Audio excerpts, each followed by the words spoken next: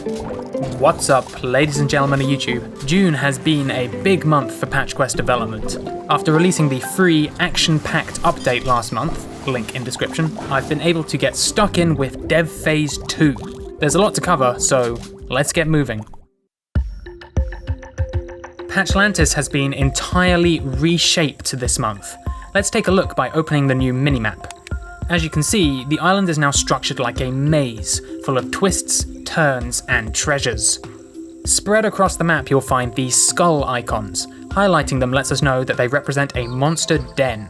They're pretty dangerous, so we'll handle them later on in the video. But first, let's zoom in.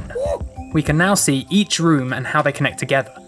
We can also see some helpful landmarks, like extra heals, extra ammo, and power-ups.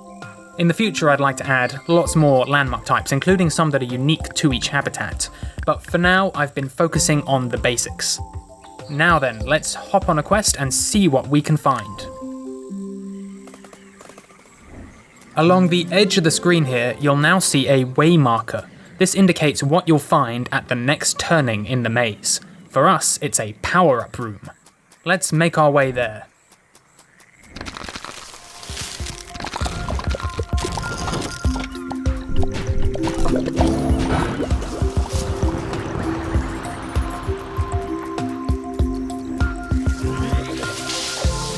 Oh, I should probably mention, your lasso has been upgraded again. You can now swing monsters around you much more efficiently, and this makes it easier to grab a mount even when you're in the heat of a battle. Okay, we made it to the power-up room. This shrine offers a rolling selection of power-ups. You can press the A button to stop it and claim one. You can also find these healing rooms, which contain an orchard of healing bushes. They're a good thing to head for when you're wounded. And there's ammo rooms too. They offer a wide variety of ammo types, so you can try them all out and pick your favourite.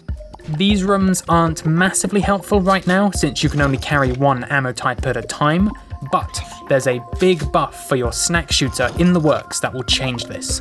More on that in a future update. In addition to these new treasure rooms, there's also a new battle type.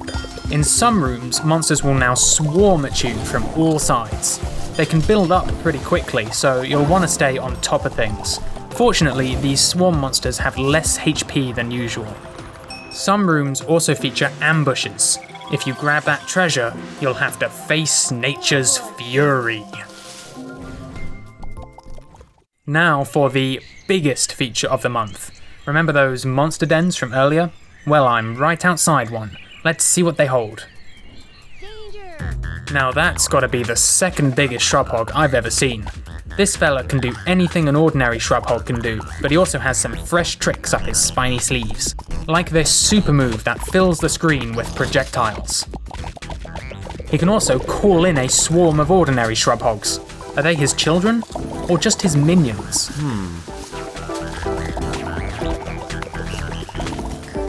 Come to think of it, I should really lasso one of these and claim a mount. Good thing the lasso was buffed this month, huh? I ended up getting hit a bunch here because I'm a scrub at my own game, but I found my shrub hog legs shortly afterwards and managed to finish the battle off.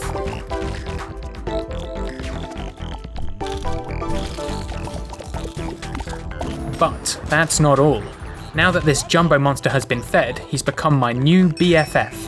Which means I can hop off this little guy and I can hitch a ride. Jumbo monsters are so massive that you can't really ride them, but you can latch on while it drags you over the countryside.